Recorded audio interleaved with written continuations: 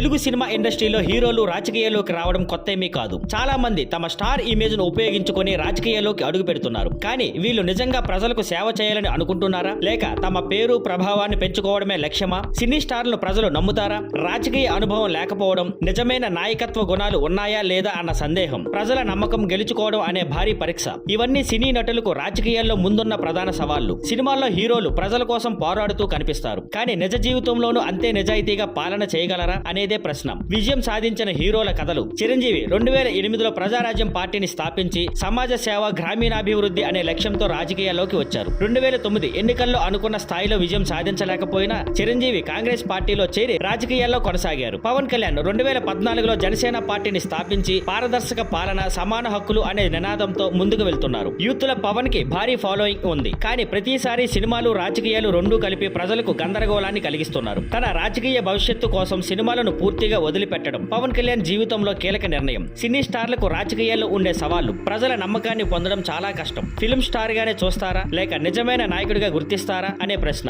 రాజకీయ జ్ఞానం, పాలనా నైపుణ్యం లేకపోతే ప్రజల్లో నిలబడటం కష్టం. మీ అభిప్రాయం? తెలుగు సినీ హీరోలు రాజకీయాల్లోకి రావడం మంచిదా? ప్రజలకు నిజమైన సేవ చేసే నాయకులుగా మారగలరా? మీకు ఎవరెవరి రాజకీయ ప్రయాణం ఆసక్తిగా అనిపించింది? కామెంట్స్ లో మీ అభిప్రాయాన్ని చెప్పండి. ఇంకా ఇలాంటి ఆసక్తికరమైన విశ్లేషణలు కావాలంటే మా వీడియోలు చూడండి. Thank you for watching. Please like, share and subscribe.